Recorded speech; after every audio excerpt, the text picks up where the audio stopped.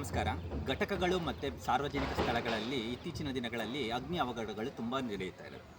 ಅಂಥ ಒಂದು ಅಗ್ನಿ ಅವಘಡಗಳು ಸಂಭವಿಸಿದಾಗ ನಾವು ಈ ಅಗ್ನಿ ನಂದಕದಿಂದ ಅದನ್ನು ಹೇಗೆ ನಂದಿಸ್ಬೋದು ಅನ್ನೋದ್ರ ಬಗ್ಗೆ ಒಂದು ಸಣ್ಣ ಡೆಮೋನ ಕೊಡ್ತಾ ಇದ್ದೀನಿ.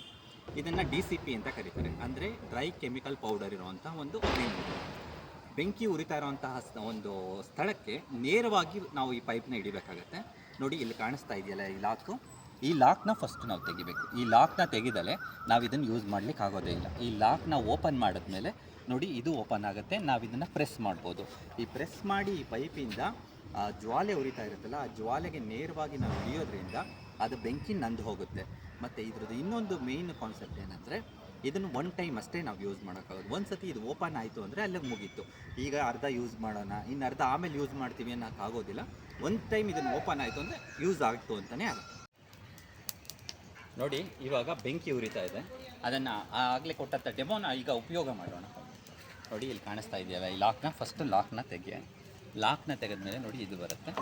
ಓಪನ್ ಮಾಡಿ ನೋಡಿ, ಈ ಪೈಪ್ನ ಜ್ವಾಲೆ ಉರಿತಾ ಇದೆಯಲ್ಲ ಅದಕ್ಕೆ ನೇರವಾಗಿ ಹಿಡಿದು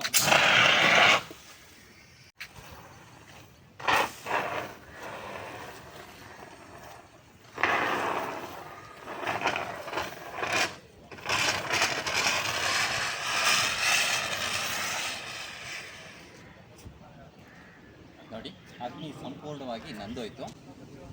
ಮತ್ತೆ ಇದನ್ನು ಯೂಸ್ ಮಾಡಲಿಕ್ಕಾಗೋದಿಲ್ಲ. ನೋಡಿ, ಒನ್ ಟೈಮ್ ಯೂಸ್ ಅಷ್ಟೇ. ಇದನ್ನು ನೆಕ್ಸ್ಟ್ ರೀಫಿಲ್ ಮಾಡಿ ಯೂಸ್ ಮಾಡಬೇಕು.